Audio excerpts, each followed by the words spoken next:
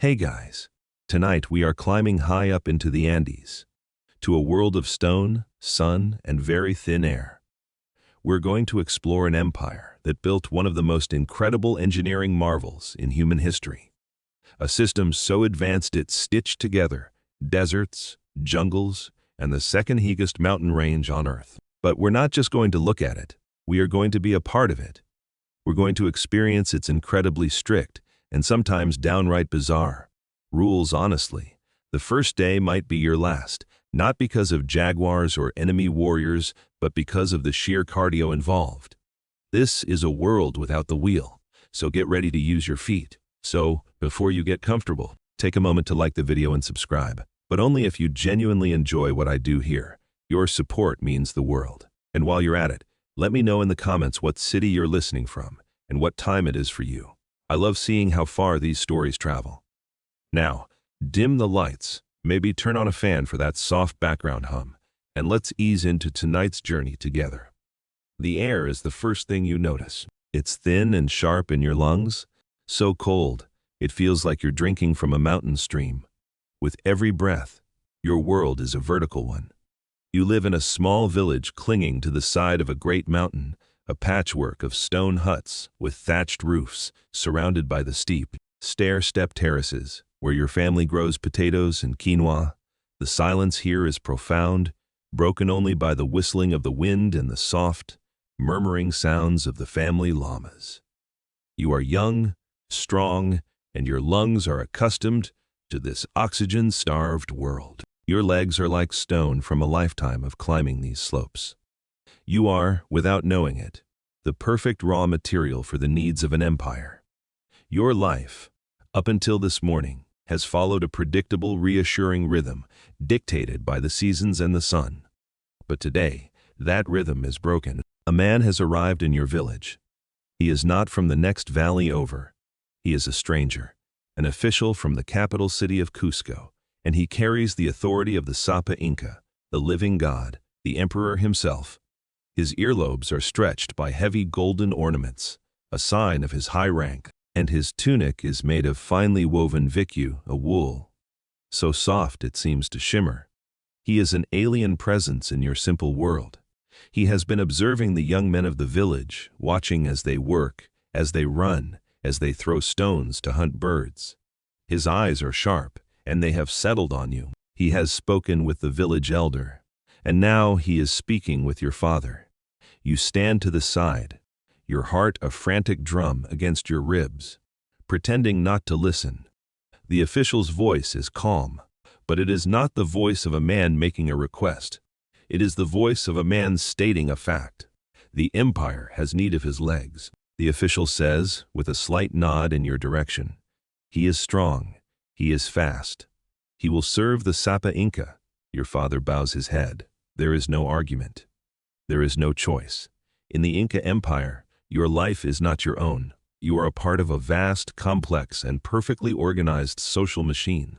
Your purpose is to serve the state, and the state has just given you your new assignment. This absolute state control over the lives of its subjects is a core, mainstream historical fact of the Inca world. You do not have a career path. You have a designated function. You are to become a chasqui, a messenger, one of the thousands of runners who form the empire's nervous system, carrying messages and small goods along the Great Inca Road. The official explains that your speed is a form of tribute, your community's contribution to the state. This is a part of the MIT, of the system of mandatory public service, but your service will not be for a season, building a wall or farming on a state-owned terrace. It will be your new life. This is where you encounter a fascinating and niche aspect of your new career. The official is not just looking for endurance, he is looking for explosive speed. The chasqui system is a relay race, not a marathon.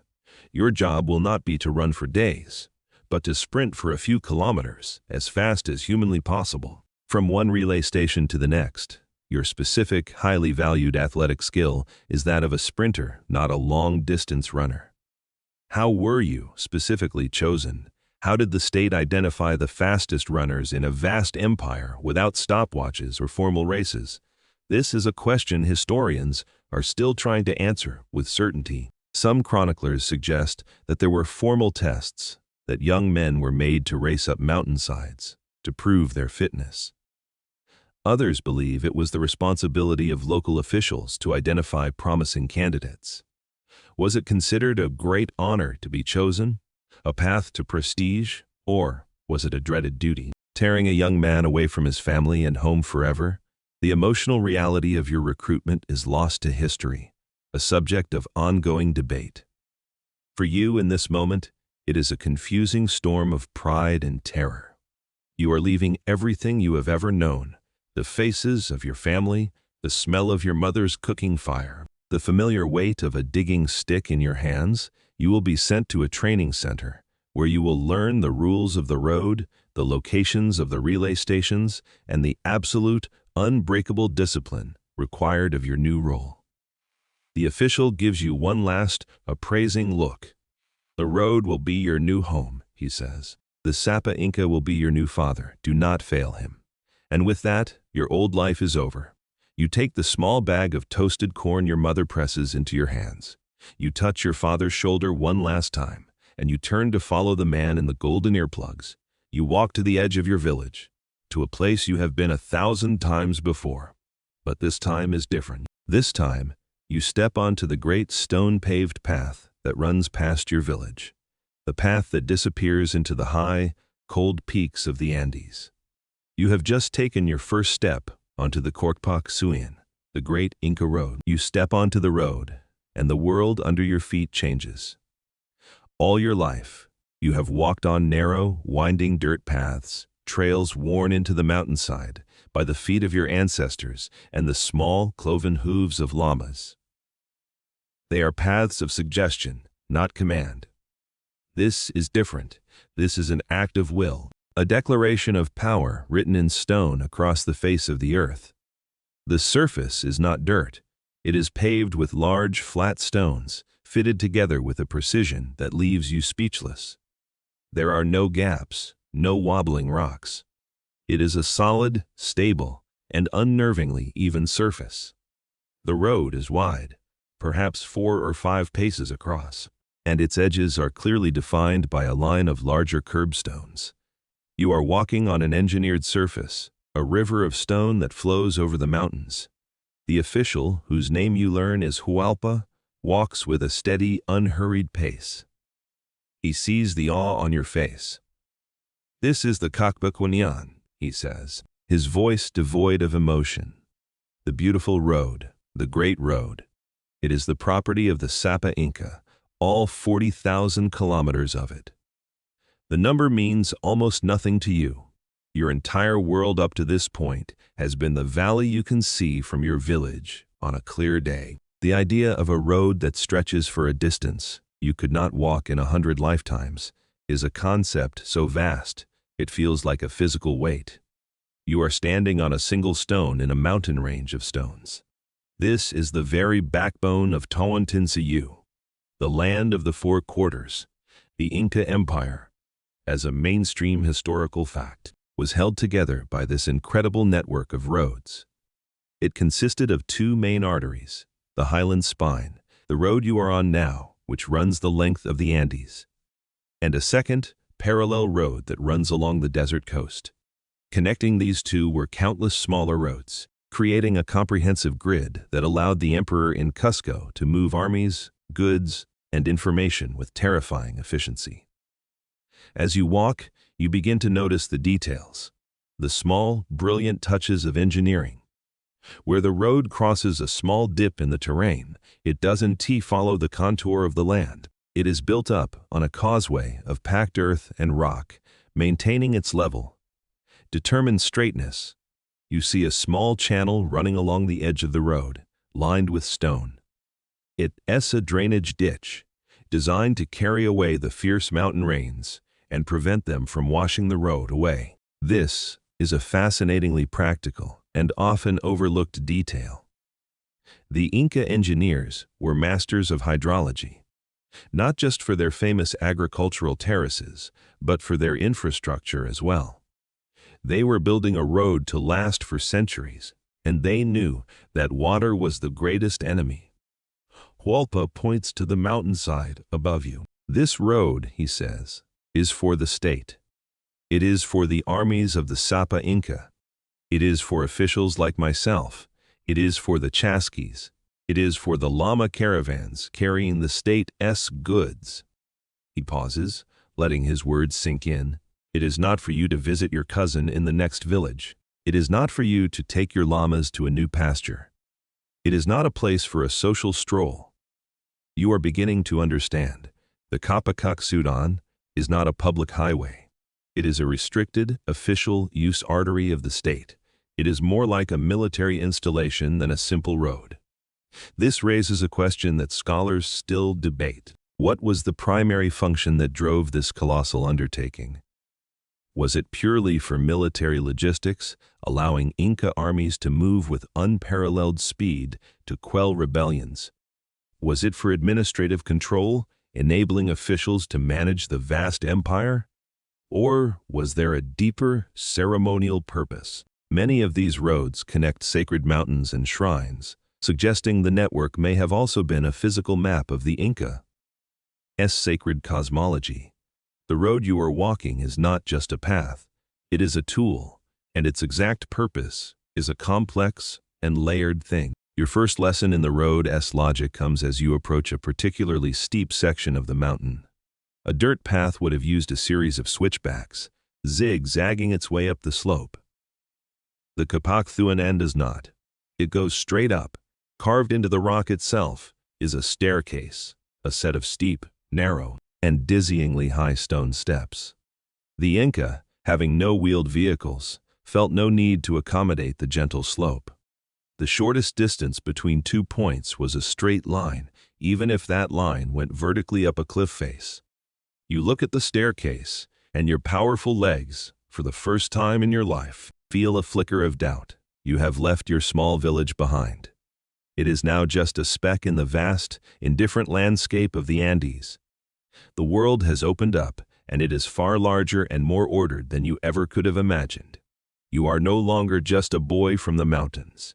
You are a component of the road itself, a single, tiny part of its relentless, forward motion. You scramble up the last stone step of the great staircase, your lungs burning, your calves screaming a silent, fiery protest. The air up here is even thinner, the world quieter. You place your hands on your knees, trying to catch your breath, feeling the dizzying altitude in a way you never have before. Hualpa, of course, isn't even breathing hard. He stands waiting for you. His expression, a placid mask of patience, as if he just strolled up a gentle slope. He is a product of this system, a man whose body and mind have been shaped by the road. You are just beginning your transformation. After a moment, you continue walking. The road ahead is a marvel, a ribbon of gray stone laid across a high mountain pass. The views are terrifyingly beautiful. On one side, the mountain falls away into a green, cloud-filled valley, so deep you can't see the bottom. On the other, jagged, snow-dusted peaks claw at the deep blue sky. It feels like you are walking on the roof of the world. A short distance ahead, you see something that confuses you. A smaller, much cruder path, little more than a dirt track, intersects with your great stone highway. It winds its way down the slope towards a cluster of huts that you can just barely make out in the distance. This is your first real lesson in the sociology of the Kakthatuantian. Hualpa stops at the intersection. He points with his chin towards the dirt track. "That is a road," he says. Then he stomps his sandal on the stone pavement beneath his feet. "And this is the road. Do you understand the difference? You think you do. One is for the state, the other is for the people. But the reality is more rigid than you can imagine. The people of that village," Hualpa continues, his voice hard, "will live and die, and their feet will never touch these stones. Not unless they are carrying tribute to Cusco or are conscripted for the MITA to repair their section. For them, this road is a wall, not a path. This is the core, unshakable truth of this network. The Great Road is a closed system. It is reserved for those on official state business. The movement of common people within the Inca Empire was, As a mainstream historical fact, highly restricted. You couldn't just pack a bag and move to another village in search of new opportunities. Your community was your world, and you were expected to stay there. The road was the physical manifestation of this control. It connected the empire for the sake of the rulers, not for the convenience of the ruled. Just then, as if to illustrate his point, a man and his young son emerge from the dirt path, driving a single llama laden with firewood. They see you and Huolpa standing on the great road, and they freeze. The man immediately lowers his gaze, pulls his son close, and bows his head slightly, waiting for you to pass. There is no hint of resentment in his posture, only a deep, ingrained deference. You are on the Sapa Inca's road. You are, by extension, the Sapa Inca's shadow. They do not have the right to even look at you for too long. You walk on, and the man and his son do not move until you are a respectable distance away. You feel a strange new sensation, a sense of power, of separation. You are no longer one of them. You are one of the people your own village would bow its head to. Huolpa must see the look on your face, because he decides to clarify the stakes. Do not feel pity, he says, his voice cold. The rules are the reason for our greatness. They are the reason the granaries are full, and the rebellions are crushed, and the rules have teeth. And here you stumble upon a strange and brutal rule of your new life. If that man, Huolpa says, gesturing back towards the villager without looking, were to step onto this road simply to shorten his journey home, and he was caught by a road official. The punishment is simple. He would be taken to the edge of the nearest cliff, and he would be thrown off. His body would be left at the bottom as a warning to others. The road gives life to the empire, and it can give death to those who disrespect it. Whether this punishment was carried out with brutal frequency or was simply a terrifying deterrent is a question historians still debate. The Spanish chroniclers who first recorded the laws of the Inca were often prone to exaggeration, but they were consistent in describing the Inca justice system as incredibly harsh and efficient. The idea of capital punishment for something as simple as trespassing feels extreme, but it perfectly aligns with the Inca state's obsession with order and control. You look at the road stretching before you, this perfect, beautiful, and deadly path. It no longer feels like just a feat of engineering. It feels like a blade, the sharp edge of the empire's power, and you are now one of the chosen few allowed to walk upon him. The thin air suddenly feels much heavier. After another hour of walking, the sun high and bright in the thin air, Huolpa decides it is time for another lesson. You have been silent since the encounter at the intersection, your mind replaying the image of the villager with his head bowed, the official's cold words about punishment echoing in your thoughts. You are beginning to understand the discipline of the road. Now, you must learn about the purpose of your journey. Huolpa stops and turns to you. As a Chasqui, he says, his tone shifting from that of a guard to that of a teacher. You will carry two things. In your mind, you will carry a verbal message. You will be taught to memorize it word for word. A single mistake could mean a failed harvest or a lost battle. Your memory must be a perfect, unwritten scroll. You nod. You have a good memory. You can remember the lineage of your family 7 generations back, the words to a dozen ancient songs. This part of the job does not frighten you, but you will also carry this, Huolpa says. He reaches into the woven bag at his side and pulls out an object unlike anything you have ever seen before. It is a thick, central cord, about the length of your forearm, and from it hang dozens of smaller, thinner cords, of different colors: red, yellow, white, blue, like the fringe on a fancy tunic. And tied into these hanging cords are a series of small, intricate knots. Some are single knots, some are clustered together, some are long and looping. It is a beautiful, complex, and utterly baffling object. This is a quipu, Huolpa says, holding it out for you to inspect, though he does. Let you touch it. It is the voice of the state. It is a tribute list. It is a census. It is a warehouse inventory. It is a calendar of religious festivals. It is everything. It is truth. You stare at the object, mesmerized. The Inca, as a mainstream historical fact, We're one of the very few major civilizations in human history to build a vast, complex empire without a system of writing as we know it. They had no hieroglyphs, no alphabet. Instead, they had a sophisticated system of knotted strings for recording and transmitting information.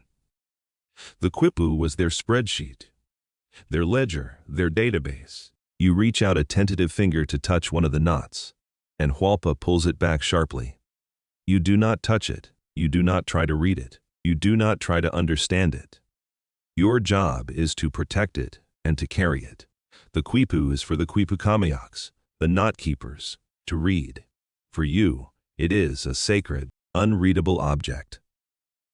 This is a strange and crucial part of your role as a chasqui. You are a living data packet, a biological delivery system for a message you cannot comprehend. The verbal message is in your memory, but the detailed, numerical data is locked away in these knots.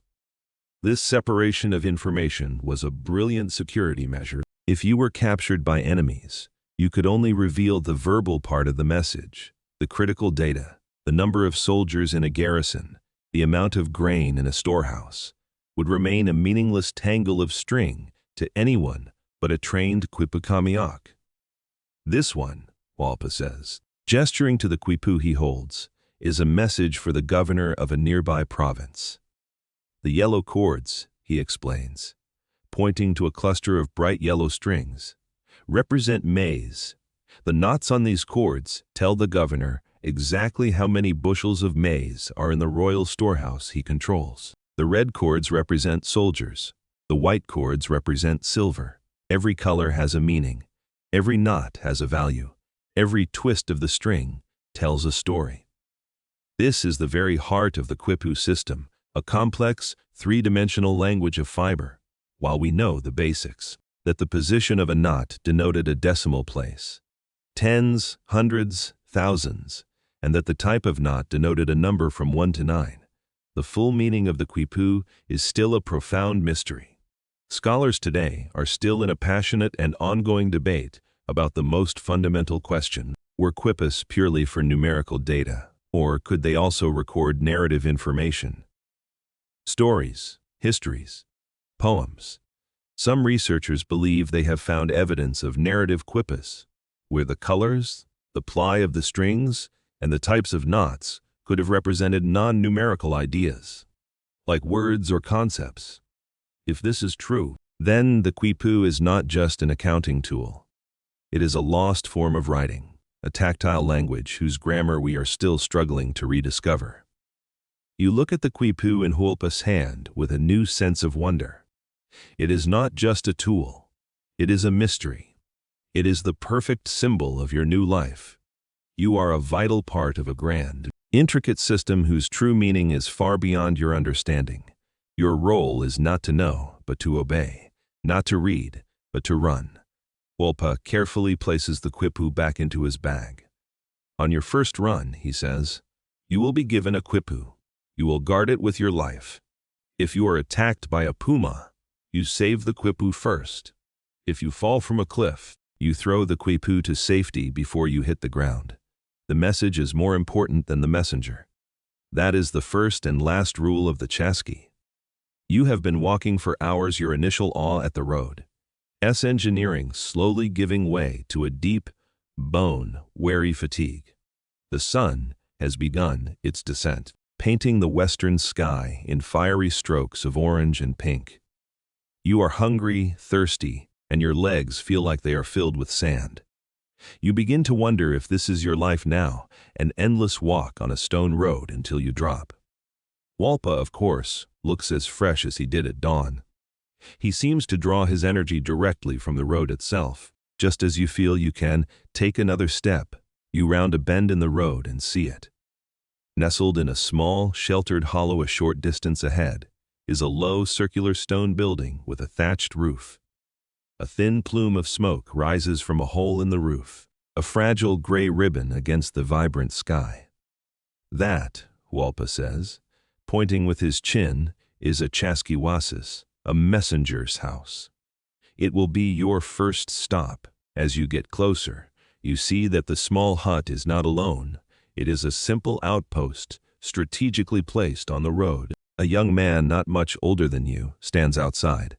He is lean and muscular, dressed in the simple tunic of a chasqui, and he is staring intently back down the road, in the direction from which you have come. He is poised, alert, like a hawk on a branch. Waiting, Walpa explains the system, and it is a marvel of speed and simplicity. The road is a chain, he says, and the chasquis are its links. A message does not travel with one man. It travels with 100. The empire is a body. The Sapa Inca in Cusco is the head. A message from him is a command that must fly to the furthest corners of the land, to the feet of the empire, faster than a condor. You are about to witness this system in action. Suddenly, the waiting chasqui, his posture changes. He leans forward, his body tensed. You follow his gaze and see a figure in the distance, a runner moving along the road with incredible speed. It is another chasqui, a tiny moving dot that is rapidly growing larger. He runs for about 2 kilometers, Walpa murmurs, his voice a low instructional hum. That is his assigned section of the road. His only job in life is to run between this post and the last one, back and forth, waiting for the message. This is the brilliant, almost brutal efficiency of the chasqui system. It was, as a mainstream historical fact, a human-powered relay that could move information across the vast and difficult terrain of the Andes at an astonishing speed, estimated to be up to 240 kilometers, or 150 miles. A day, a message could travel from Cusco to Quito, a distance of over 2,000 kilometers, in about 10 days. For a civilization without horses or written dispatches, this was a logistical miracle. The incoming runner is closer now. You can hear his ragged breaths and the rhythmic slap of his sandals on the stone pavement. He is not just carrying a quipu, he holds a small conch shell horn, a pututu, to his lips and blows a single, piercing note. This is the signal. It tells the waiting chasqui at your station to prepare himself. The 2 runners do not stop to chat. They do not even break stride. As the incoming messenger reaches the station, he turns his body, and the waiting chasqui falls into a perfect, synchronized run alongside him. For a few paces, they run together, a seamless exchange. Now, Walpa whispers, and you see it happen. While running, the first chasqui passes the quipu to the second.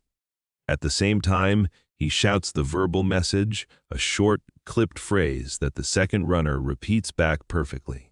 The governor of Vilcas requests 500 warriors. The Chachapoyas are restless. The entire exchange takes less than 10 seconds. The first runner, his duty done, slows to a halt, gasping for breath, sweat streaming down his face. He stumbles into the chasquihuasas to rest, eat, and await the next message coming from the opposite direction. The second runner, the fresh one, is already 100 meters down the road, accelerating to his own top speed. The quipu in his hand, the verbal message locked in his mind. You are left speechless. You have just witnessed a perfect, flawless transfer of information. It was not a conversation. It was a transaction as precise and impersonal as 2 gears meshing in a great machine. This incredible system, however, raises a quirky and debated question among historians. The Spanish chroniclers who first described it were in awe of its speed. But they also noted a potential weakness. What if a verbal message became distorted as it passed from runner to runner? Like a game of telephone, played across a mountain range. How did the Inca ensure the accuracy of the verbal message? Some scholars suggest that the messages were deliberately kept very short and simple, with the detailed, numerical information all safely locked in the quipu. The verbal message was just a headline, while the quipu was the full story. You look at the runner disappearing into the twilight, and you understand your future. Your world will now be measured in 2-kilometer sprints. Your life will be a series of brief, breathless exchanges on a lonely stone road. You will be a living link in a chain that holds an empire together. You will not be a marathon runner. You will be a human arrow, shot from one station to the next, carrying the will of a god-king in your hands and on your lips. The last flicker of light has vanished from the sky, and the night has descended, vast and cold and utterly complete. The stars here are not the soft, distant twinkles you might see from a city. They are sharp, brilliant chips of ice scattered across a bolt of blackest velvet, so close you feel like you could reach out and touch them. The Milky Way, which the Inca call Mayu, the celestial river, is a luminous, milky trail directly overhead. The Chasqui, who completed his run, has long since disappeared into the small stone hut. Hualpa finally turns to you. "We will not stay at the Chasquihuasas," he says. "That is for the runners on duty. We will stay at the Tambo. It is another half a kilometer down the road. You are exhausted, and the thought of walking even another half a kilometer feels like a cruel joke. But you obey without a word, your tired legs following Hualpa down the road in the profound darkness, the smooth, even stones of the Cacfuanan, the only thing saving you from tripping and tumbling into the unseen abyss to your left. Soon you see a warm, welcoming glow ahead. It is not a single hut, but a much larger complex of buildings, a small, self-contained settlement built right alongside the road. This is your first encounter with a tambo, and it is perhaps the most important and ingenious piece of infrastructure in the entire empire. If the Chasquis are the empire's nervous system, the tambos are its circulatory system, the vital organs that pump lifeblood and sustenance along the great stone arteries. They are a network of state-run inns, storehouses, and administrative centers placed at regular intervals along every major road. A Spanish chronicler would later marvel that you could find a well-stocked tambo every 20 to 25 kilometers. A standard day's walk along the entire length of the Capac Suan. You enter the complex. The layout is orderly and practical. There are several long rectangular buildings arranged around a central plaza. One building you see is a large warehouse, a kulkyu, its stone walls thick and windowless to keep the contents cool and dry. Another building is clearly a barracks for traveling soldiers, and a third, with a large open doorway from which the welcoming light is spilling, is the main lodging and eating hall. Hualpa leads you inside. The air is warm and thick with the smell of a crackling fire, simmering stew, and damp wool. A local official, the Tampacamayac or innkeeper, greets Hualpa with a respectful bow. He is a man from a nearby village, fulfilling his MIT, a obligation by managing this facility for a season. This is a mainstream historical fact of immense importance. These tambos were not commercial ventures. You could not pay for a room with money because money did not exist. Access was strictly for those on official state business. The Tampacamayac checks Hualpa's credentials, a small carved wooden token that marks him as an official from Cusco, and then shows you to a clean, dry space on a raised platform where you can unroll your sleeping mats. Soon, you are given a meal. It is not fancy, but it is hot and filling. A thick stew of potatoes and dried llama meat charqui, and a small pile of toasted quinoa. As you eat, you look around the large common room. It is a microcosm of the empire in motion. In one corner, a group of soldiers, their bronze-tipped spears leaning against the wall, are quietly mending their sandals.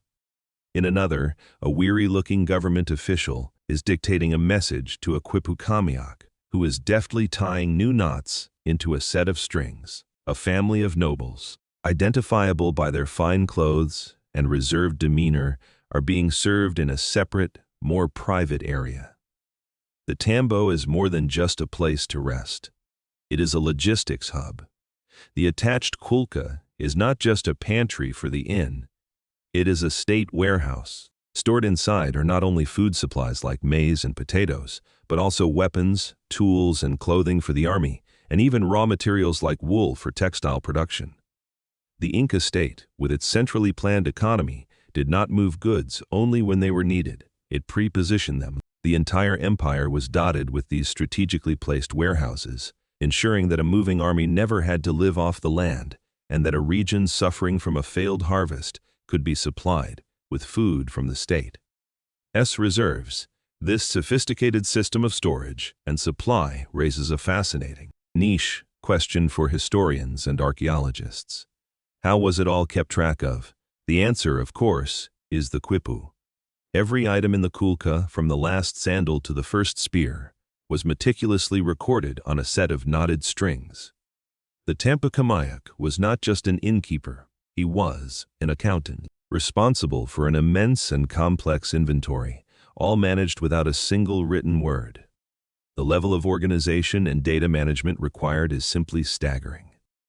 You finish your stew, the warmth spreading through your tired body. You are safe, you are fed, you are sheltered from the bone-chilling cold of the Andean night. The road has provided. The state, this vast, impersonal, and all-powerful entity that has claimed your life, has also, in this moment, cared for you. You unroll your sleeping mat on the stone floor, pull your woolen cloak tight around you, and fall into a deep, exhausted sleep. The quiet sounds of the empire's cess machinery humming all around you. You are woken before dawn by the gentle but insistent shaking of Hualpa's hand on your shoulder. Sleep is a luxury the road does not grant in large doses. In the dim pre-dawn light, you eat a hasty meal of cold leftover quinoa and chew on a small wad of coca leaves that Hualpa gives you. The leaves, a sacred plant for the Inca, produce a mild stimulating effect, numbing the cold, sharpening your senses, and dulling the persistent ache in your legs. It is the fuel of the Andes. You step out of the tambo and back onto the great road. The air is so cold, it feels brittle, and the stars are still blazing in the black sky. Hualpa sets a brisk pace, and you fall in behind him, your body protesting the rude awakening. Today, your journey will take you over one of the most iconic and frankly terrifying features of the Coctefino, a classic Inca suspension bridge.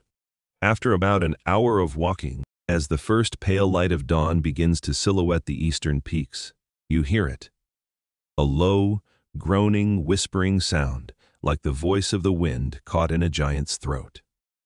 The road ahead seems to disappear, ending abruptly at the edge of a massive canyon, a sheer, sided chasm hundreds of feet deep, carved by a roaring river that is, from this height, just a silver thread in the darkness below. Spanning the chasm is the bridge. It is not made of stone or wood. It is a thick, sagging rope of woven grass, a golden, brown artery suspended over the terrifying emptiness. Two main cables, each as thick as your torso, form the walkway. Two smaller cables, set higher up, serve as handrails. The bridge floor is a mat of smaller ropes and woven sticks lashed to the main cables. The whole structure seems impossibly fragile, an organic, living thing that sways and breathes with every gust of wind. This, Hualpa says, his voice holding a note of reverence, is a kiswachaka, a rope bridge. We do not fight the mountain with stone, we weave it together with grass. This is a mainstream and celebrated marvel of Inca engineering. Faced with the impossible terrain of the Andes, where deep canyons made conventional bridge building impossible, Inca engineers developed this unique and brilliant solution. The bridges were made from ichu grass, a tough, fibrous grass that grows all over the high plains. The grass was harvested, dried, and then twisted into thin cords. These cords were then braided into larger and larger ropes, culminating in the massive cables that formed the backbone of the bridge. You approach the entrance to the bridge.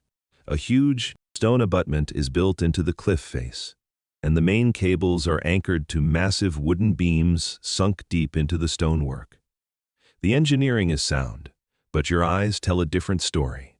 The bridge sways, it groans. It looks like a spider's web spun for giants, and you are about to walk into the middle of it. Go, Hualpa says simply. Your heart feels like a trapped bird in your chest. You take a tentative step onto the bridge.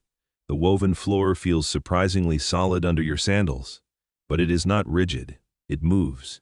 It bounces with your weight, and the whole structure sways in a gentle, nauseating rhythm. The handrails are too low for comfort. You are forced to hunch over, your knuckles white, as you grip the rough, scratchy rope. You do not look down. You cannot look down. You fix your eyes on the stone abutment, on the far side of the canyon, and you begin to walk, one careful, deliberate step at a time. This leads to a fascinating and niche question for historians. How were these bridges maintained? Grass, unlike stone, rots. The answer lies in the Metis system. The maintenance of each bridge was the specific responsibility of the local communities. Every year, or sometimes every 2 years, the entire community would gather for a festival-like event where they would build an entirely new bridge alongside the old one. They would spin the new ropes, drag the massive new cables across the canyon, and then, in a single, dramatic day of communal effort, they would cut the old bridge away, letting it fall into the river below, and attach the new one. This tradition is so strong that one bridge in Peru, the Cuswachica, is still rebuilt in exactly this way every single year by the local communities, a living link to the Inca past. You are halfway across. The wind picks up, whistling through the canyon, and the bridge begins to sway more violently. The groaning of the ropes gets louder. You are walking on grass, suspended over a fatal drop, and you are filled with a profound and humbling respect for the people who conceived of and built this terrifyingly elegant solution.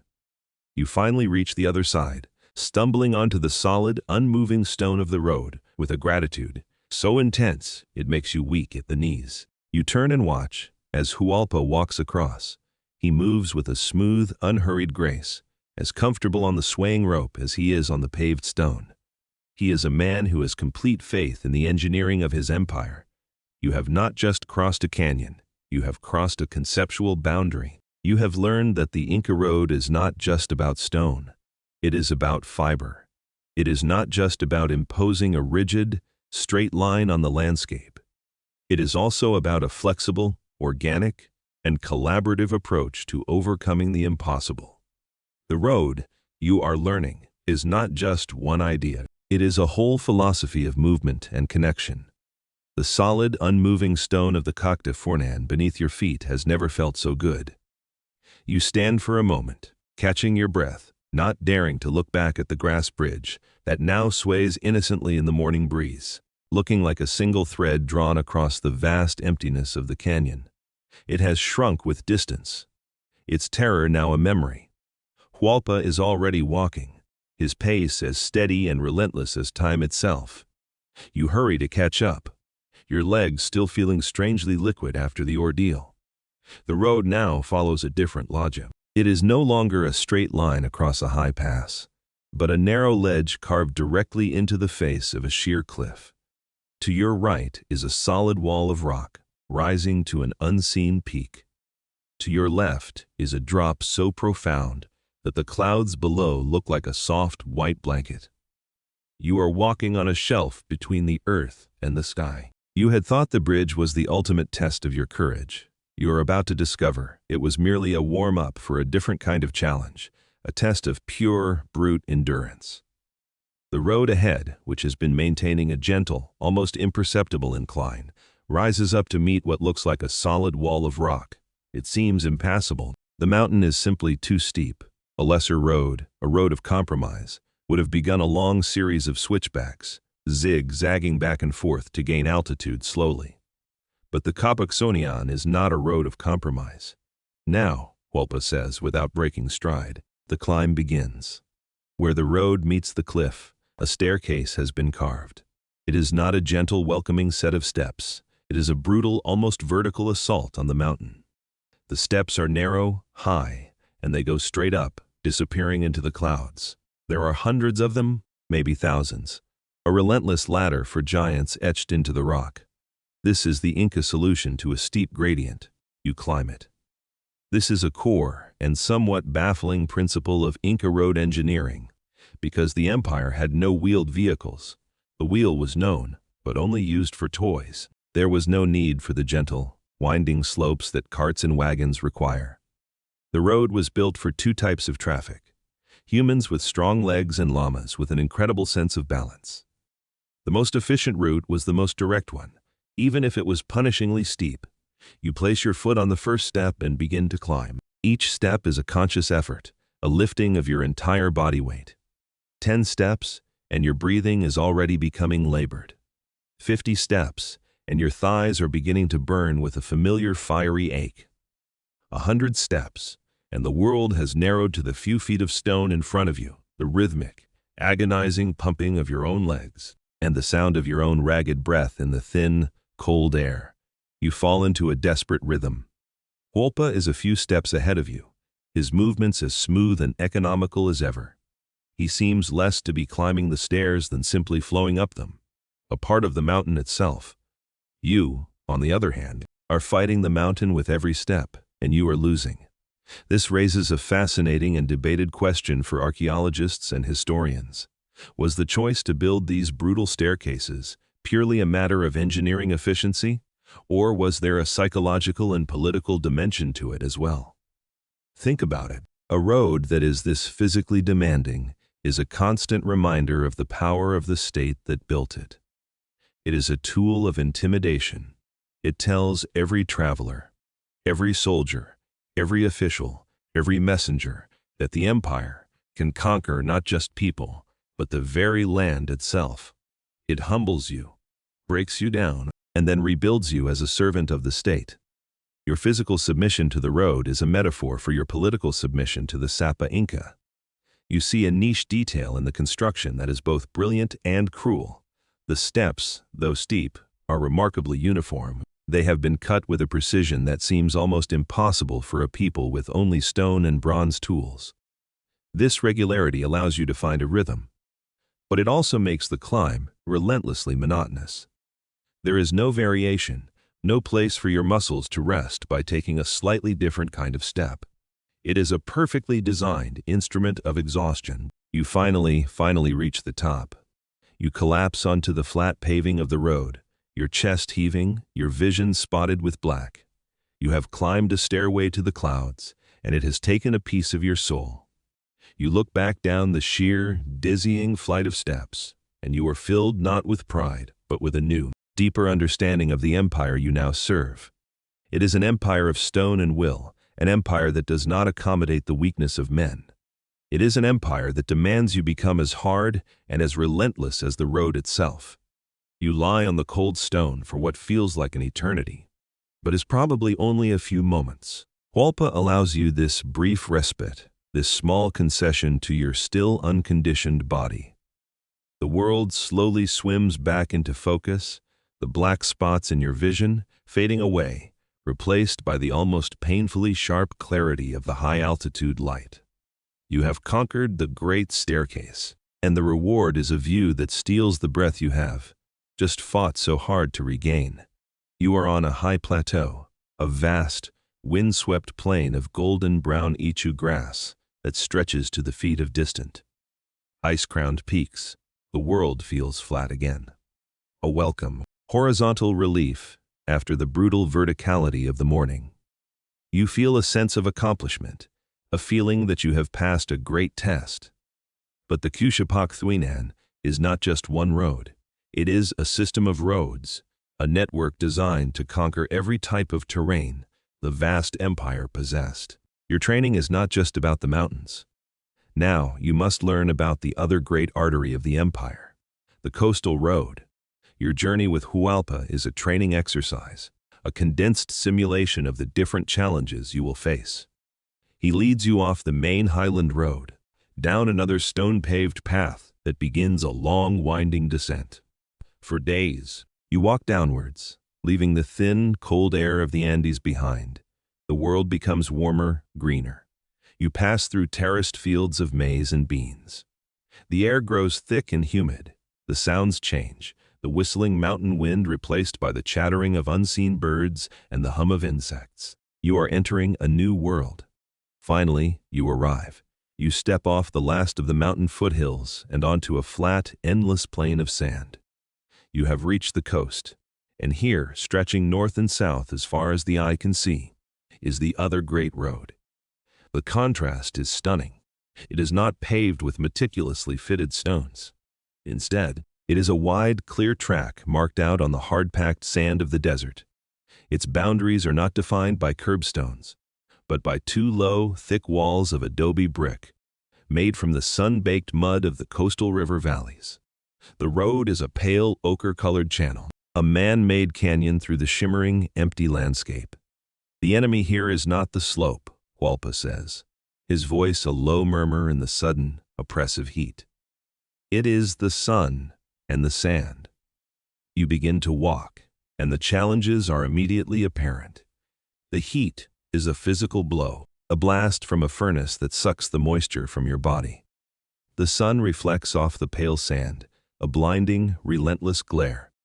The adobe walls to your left and right, which are about the height of your shoulders, provide a sliver of shade in the early morning, but as the sun climbs higher, they become radiators, throwing the heat back at you.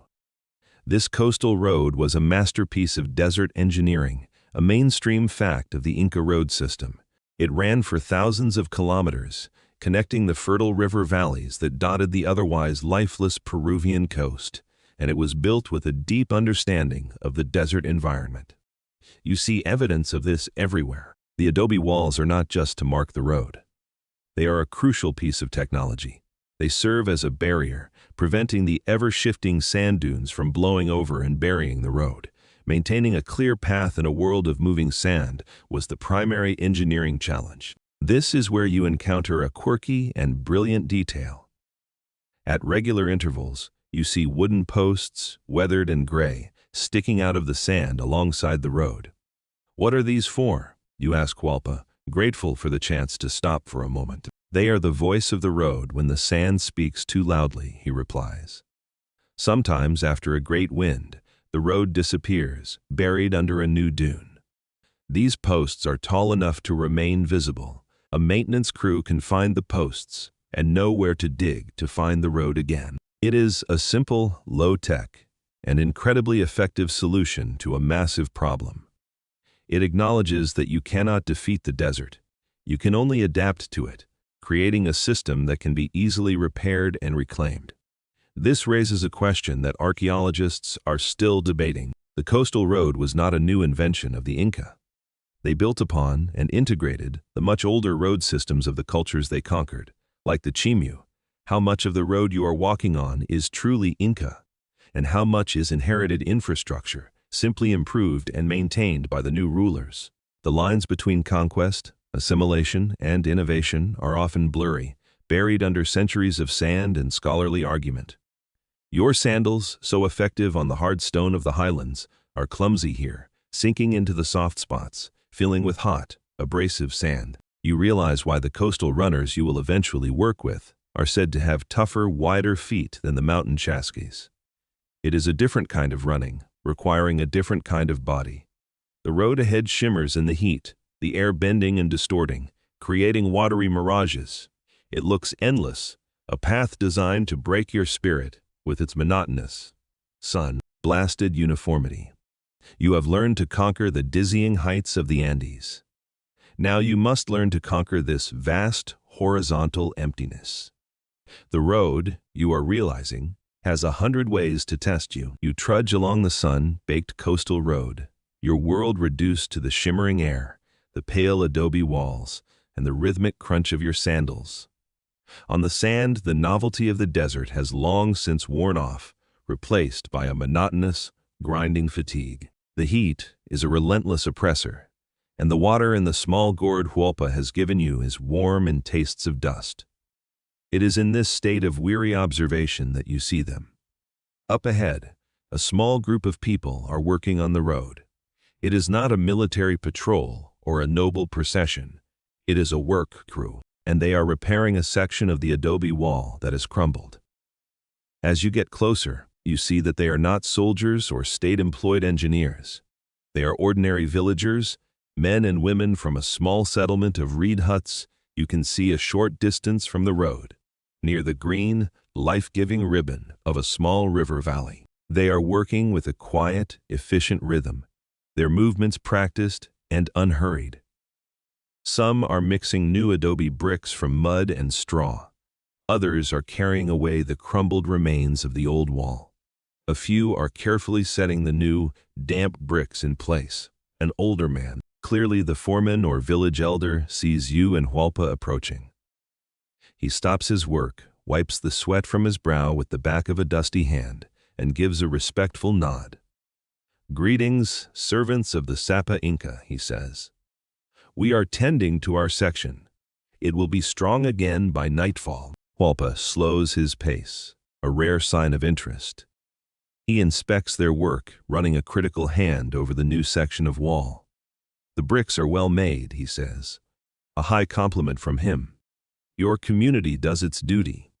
This is your first direct encounter with the mighty A in action." The Inca Road was not built and maintained by a standing army of professional engineers. As a core, mainstream historical fact, it was the product of a massive coordinated system of temporary rotational labor, levied from the local populations. Every able-bodied head of a household was required to provide a certain number of days of labor to the state. Each year, this could mean farming on state lands, serving in the army, or, like these villagers, working on the state's infrastructure. You are witnessing the invisible engine that kept the entire road network from crumbling into ruin. Each local community was assigned a specific, measured section of the road that passed through their territory. They were responsible for its complete upkeep. If it was a highland road, they had to keep the stone pavement clear of debris and repair any stones that came loose. If it was a coastal road, they had to maintain the adobe walls and keep the path clear of sand. If their section included a grass bridge, they were responsible for its annual rebuilding. The foreman gestures to his crew. "It is our road," he says, a statement of both duty and a strange, paradoxical pride. "It is our honor to keep it beautiful for the Sapa Inca." This raises a fascinating and deeply debated question among historians of the Inca. What was the true nature of the MITA? Was it a brutal system of corvée labor, a form of taxation by servitude that exploited the common people for the benefit of the ruling elite?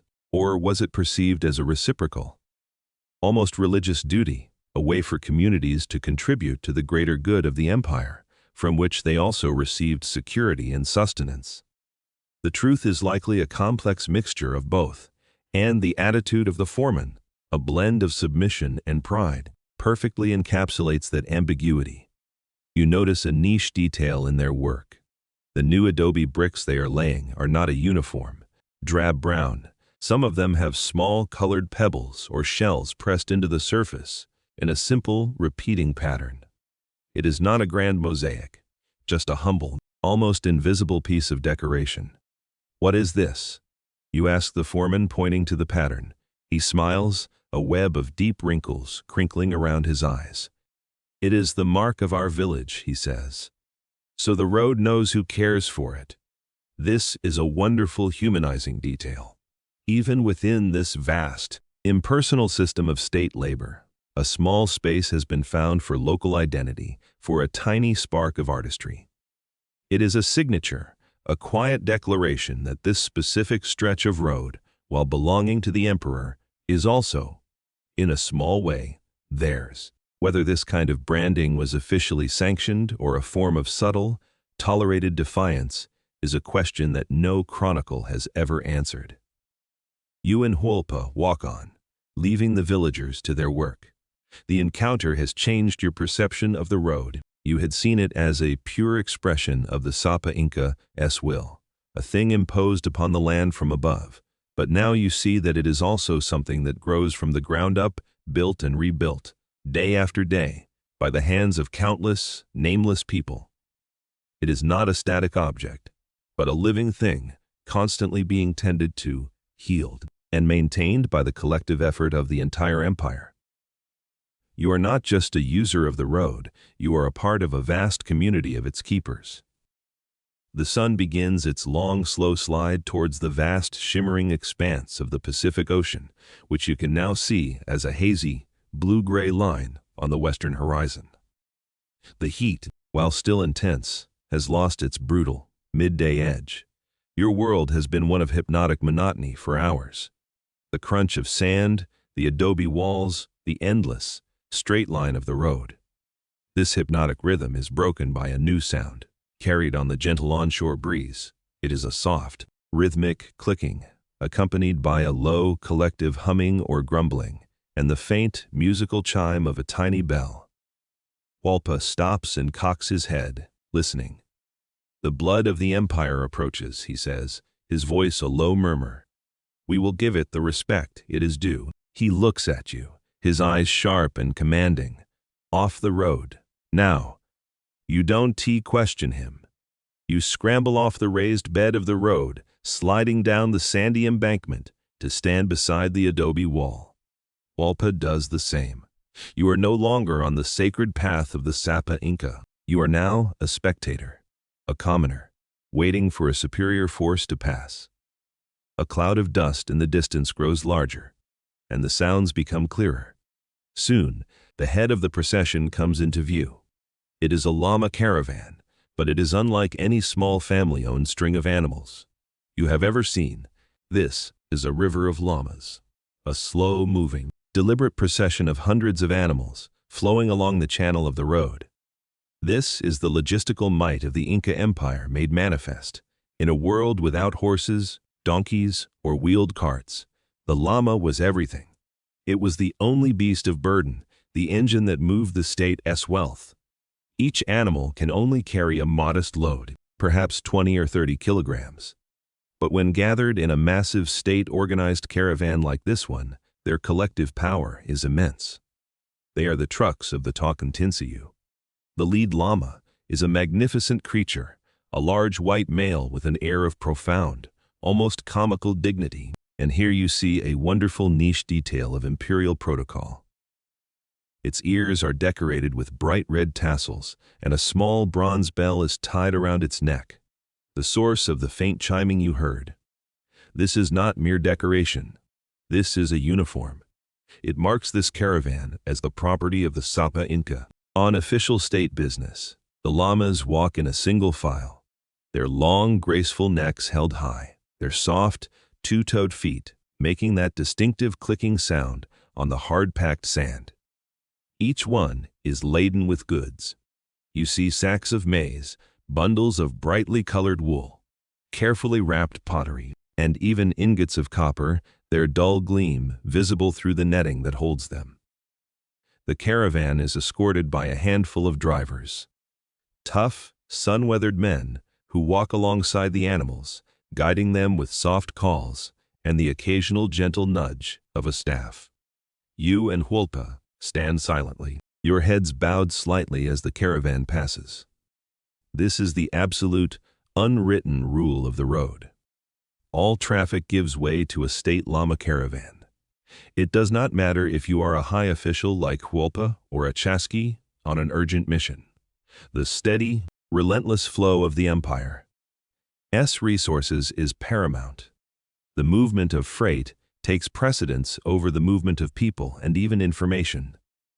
This strict hierarchy raises a question that historians still puzzle over. How were these massive, mobile warehouses managed and accounted for? Each llama's cargo was a line item in the state's vast inventory. The quipu is the obvious answer, but the logistics are mind-boggling. Did a specialized quipu kamiak travel with every caravan, his knotted strings a living, constantly updated shipping manifest? Or was the inventory only formally logged at each tambo? The great storehouses where the caravan would rest for the night. The precise data management techniques of Inca logistics, a system that functioned without a single written word, are a subject of intense and ongoing scholarly speculation. The lead driver, a man with a face like a carved piece of hardwood, sees you and Hualpa. He gives a curt, professional nod. It is a sign of mutual recognition. You are all cogs in the same great imperial machine, your duties different, but interconnected. Your job is speed. His job is sustenance. Both are essential. The caravan takes a long time to pass. The sheer number of animals is staggering. The air fills with their unique, musky scent and the soft, almost meditative sound of their humming. You are forced to wait, a stationary object, while the lifeblood of the empire flows past you. The experience is a powerful lesson in humility and in the true priorities of the state. Your urgent messages are important, but without the maize and the wool and the copper that these animals are carrying, there would be no empire to send messages for. Finally, the last llama passes, its laden back disappearing down the long straight road. The dust begins to settle. The sound of clicking and humming fades into the distance. Only then does Hualpa give you the signal. You climb back onto the road, your place in the imperial order having been firmly and dustily re-established. The sun finally kisses the horizon, and the desert sky explodes in a silent riot of color. For a few breathtaking moments, the world is painted in impossible shades of orange, purple, and gold. Then, with the swiftness of a falling curtain, the deep twilight of the tropics arrives, and the stars begin to emerge, sharp and brilliant, in the clear, dry air. The oppressive heat of the day bleeds away, replaced by a sudden, welcome coolness. You trudge onward in the gathering dark. Your body is a machine running on its last reserves of fuel. The journey along the coastal road has been a lesson in monotony. A long, straight line of sand and adobe that seems to have no beginning and no end. Your internal sense of distance has been completely erased. You have no idea if you have walked for 20 kilometers or 40. In the dim light of the rising moon, you see another one of the squat, cylindrical stone markers by the side of the road. You've been passing them all day, barely giving them a glance. They seem random, without a discernible pattern. Hualpa, you ask, your voice raspy from dust and fatigue. How much further to the next tambo? I feel like we have walked the length of the world. Hualpa stops beside the stone marker. In the moonlight, his face is unreadable, but you can hear the smile in his voice. It is the patient, slightly condescending smile of a teacher about to correct a fundamental error in a student's thinking. You are asking the wrong question, he says. You ask, how much further? That is a question about space. The road does not care about space.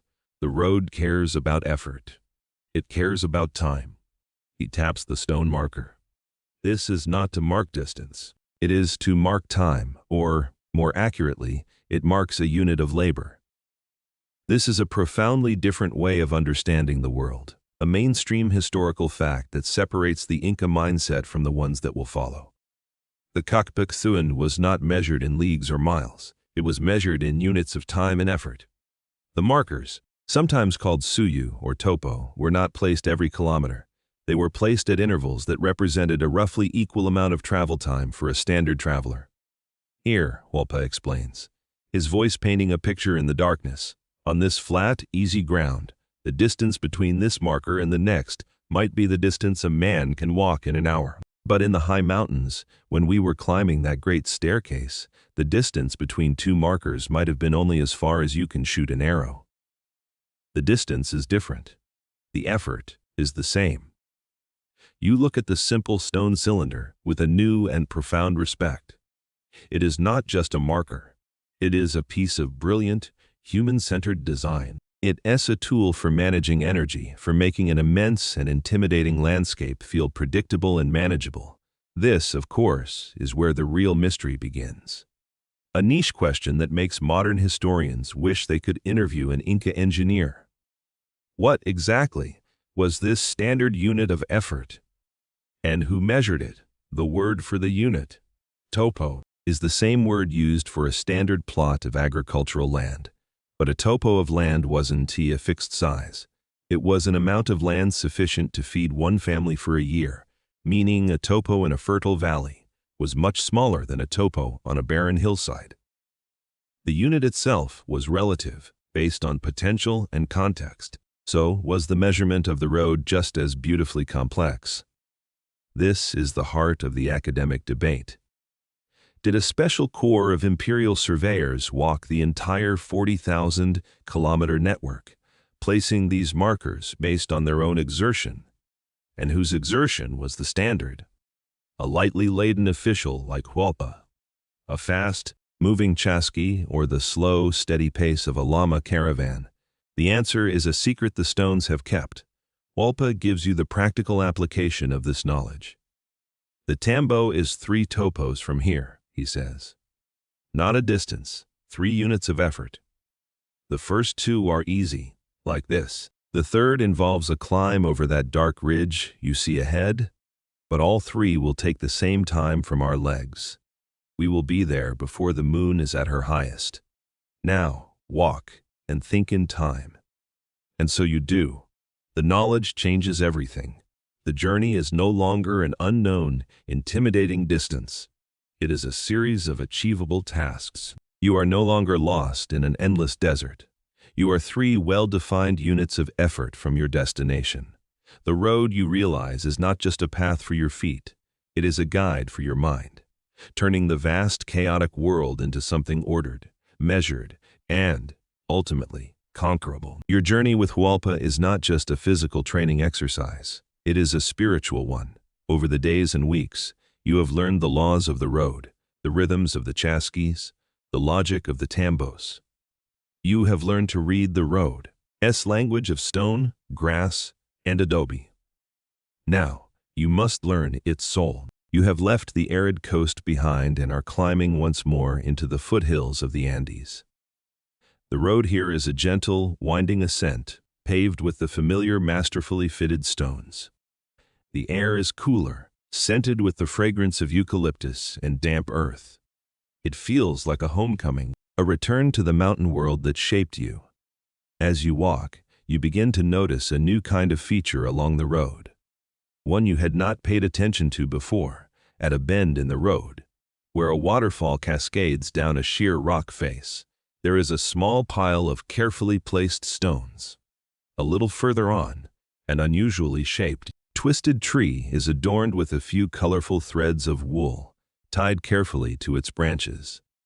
Later, you pass a large, strangely shaped boulder by the side of the road, and you see that Hualpa pauses for a moment, his lips moving in a silent, personal prayer, and he plucks a single hair from his own eyebrow and places it on the rock as a tiny, humble offering.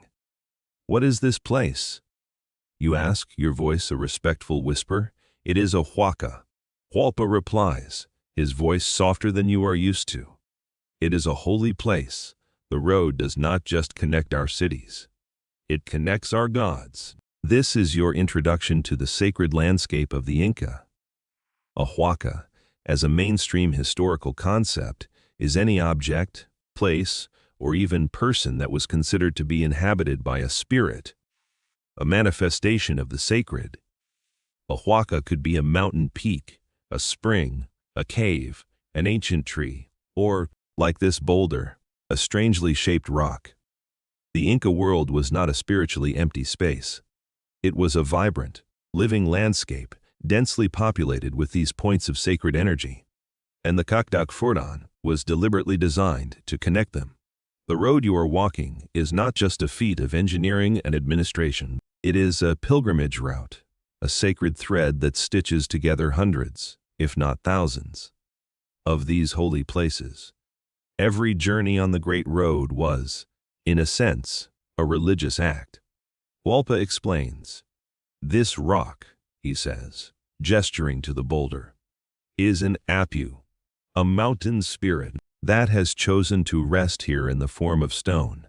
It watches over this pass. It watches over the road.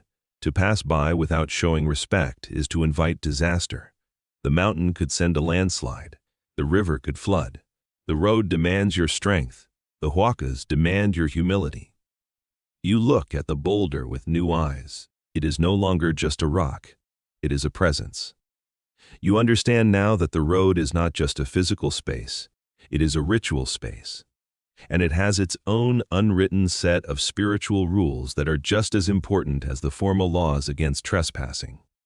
This leads to a fascinating and niche question for archaeologists.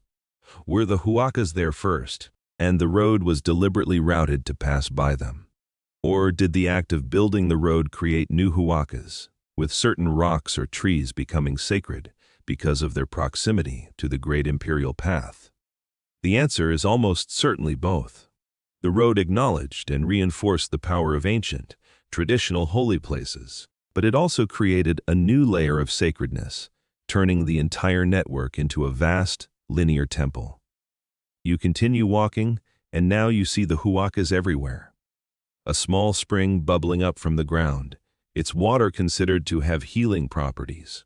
A cave where a legendary ancestor was said to have emerged into the world. You begin to understand that the Inca worldview does not separate the practical from the spiritual.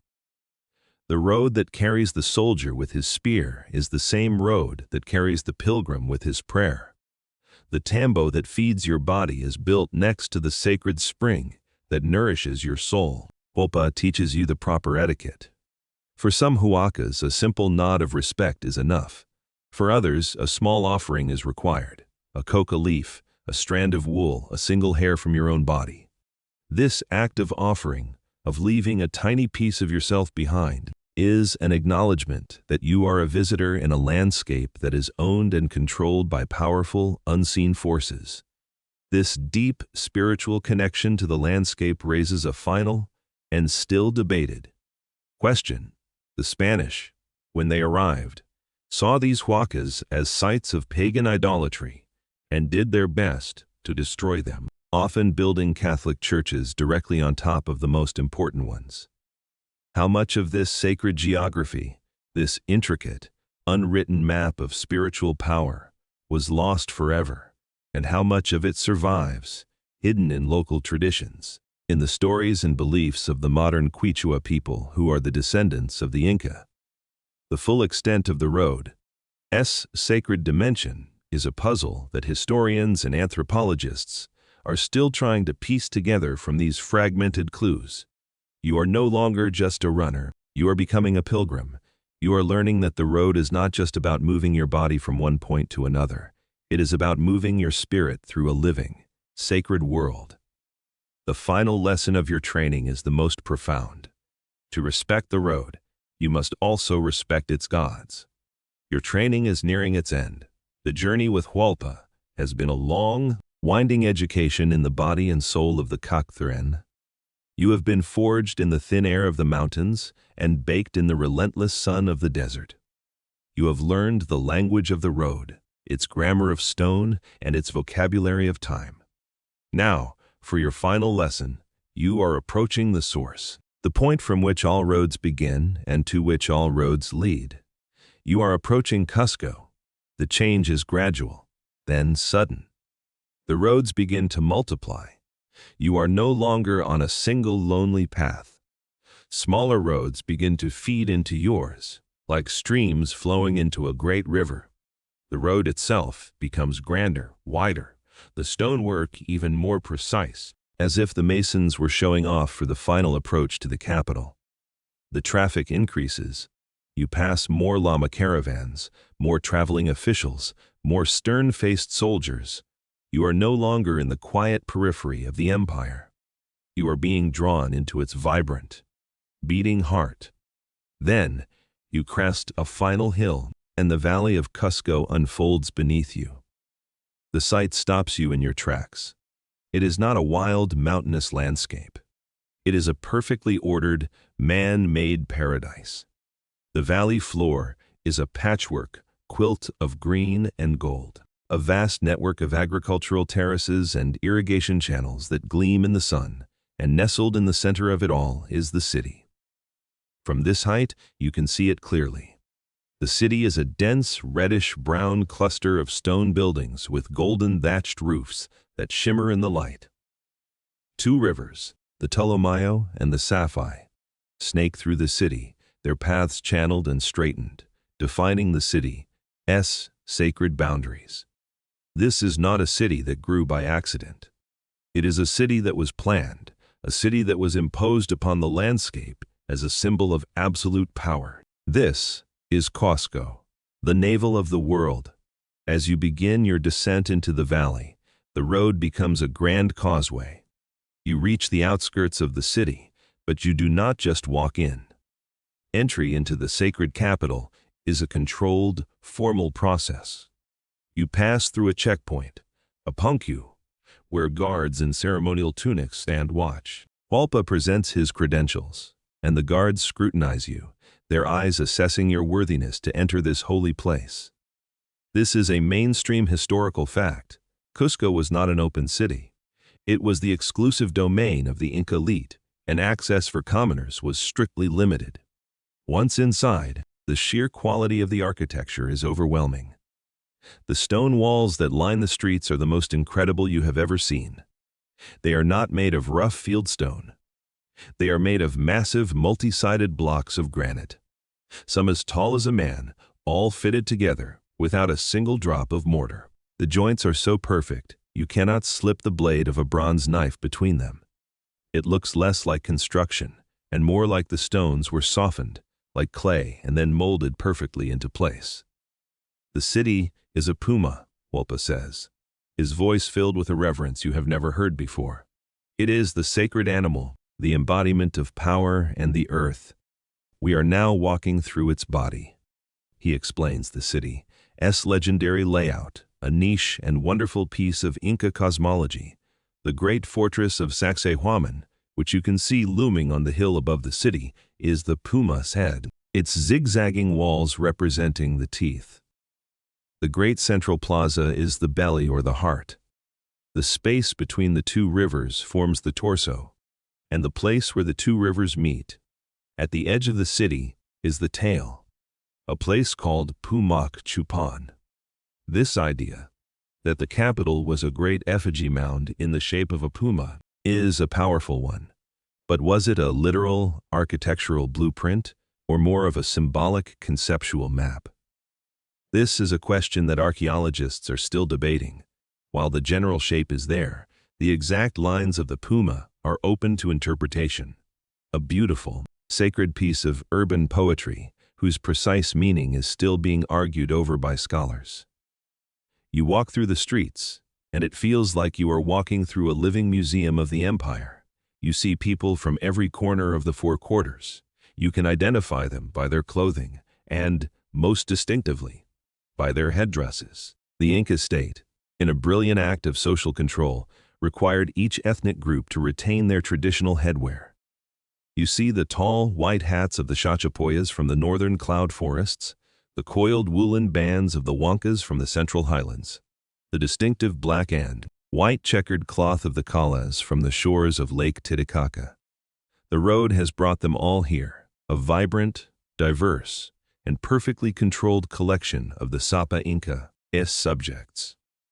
Finally, you emerge into the Huacapata, the great central plaza. It is a vast, open space, its floor covered in fine gravel, brought all the way from the Pacific coast. It is surrounded by the palaces of past emperors and the great temples of the state religion. This is the 0 point, the absolute center of the Inca universe. The four great arms of the Cuchapac Fortien begin here, leaving this plaza to travel to the four corners of the empire. You have not just reached the end of a road, you have reached the very source of all roads. Your training is complete. Your feet are planted on the fine gravel of the Huacapata, the great plaza of Cusco. But you are not standing still. You can feel the entire empire vibrating through the soles of your feet. The road has not ended here. This is the place where it is born. You can feel the four great arteries of the Cupac Fuanon pulsing, ready to carry the will of the Sapa Inca out to the four corners of the world. You are standing in the heart, and the roads are the veins. Your training is over. There is no ceremony, no diploma, no congratulatory feast. The Inca Empire is too practical for such things. Your graduation is your first assignment. Hualpa leads you away from the Grand Plaza into a quieter, more austere building of perfect stonework. This is an administrative hub, a place where the data carried by the Quipus is collected, interpreted, and acted upon. You are brought before a Quipacamayak, a master of the knotted strings. He is an old man, and his eyes have the far-seeing look of someone who spends more time reading the patterns of the past than observing the present. He looks at you, then at Hualpa, and nods. From a storage niche he selects a small, neat quipu. The cords are new, the colors vibrant. He hands it not to Hualpa, but directly to you. Your hands, which have grown rough and calloused from the journey, tremble slightly as you take it. It feels heavier than its physical weight. It is a weight of responsibility. A message for the governor of the Anta Valley, the old man says, his voice a dry rustle. A census of the newborn llamas. The verbal message is, the count is complete. It is a simple routine message, a perfect first test. The Anta Valley is less than a day's journey away. You secure the quipu in the small woven bag at your hip. You are now officially a chasqui, a link in the great chain. You and Hualpa walk back out into the plaza, towards the great road that leads to the northwest, towards the quarter of the empire known as Chinche Suyu. You are ready to run, but Hualpa stops you one last time. He places a hand on your shoulder and turns you to face, not the road, but the most magnificent building on the plaza, a temple whose stone walls are sheathed in plates of gold that blaze in the morning sun. This is the Coricancha, the temple of the Sunday, the most sacred place in the entire empire. You have learned the body of the road, Hualpa says, his voice low and intense. Now you must understand its spirit. The roads you can see are not the only ones that leave Cusco. And here he reveals a final, mind-bending layer to the system you have just joined. He points to a shrine on a distant hill. From the heart of the Coricancha, he explains, invisible lines, called Sikhs, radiate outwards. They are not roads of stone, but lines of spirit. They connect every huaca, every sacred spring, rock, and mountain in this valley back to the heart of the sun. There are 41 of these lines, a great spiritual web.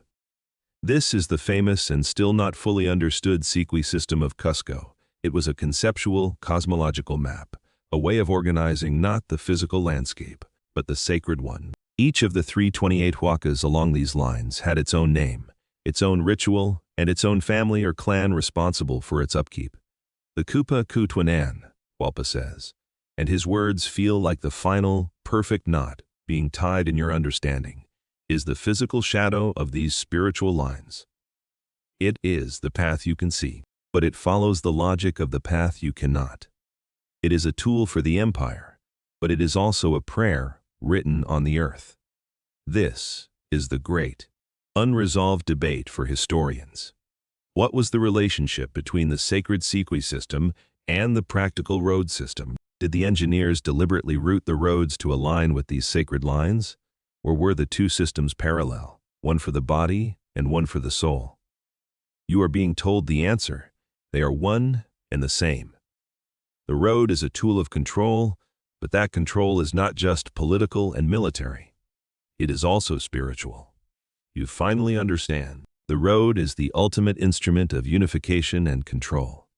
It brings the tribute of the provinces, the maize, the wool, the soldiers, into the heart of Cusco, and it sends the commands of the Sapa Inca, the orders, the laws, the census data recorded on quipas, out into the provinces. It is a two-way flow, a circulatory system that nourishes the heart while controlling the limbs.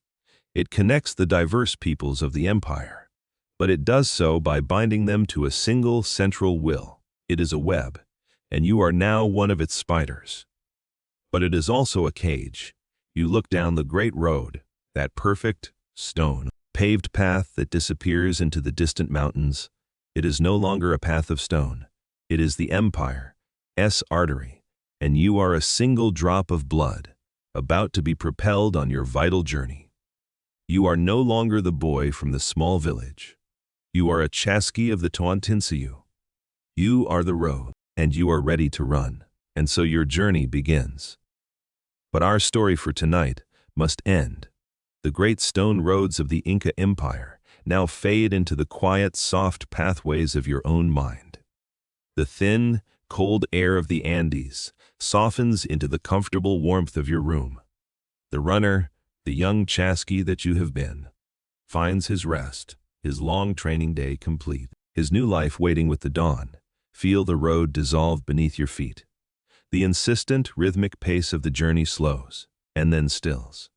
You are no longer climbing mountains or crossing canyons. You are drifting, weightless, in the calm, quiet space between waking and sleeping. The story has delivered its message, and now it falls silent.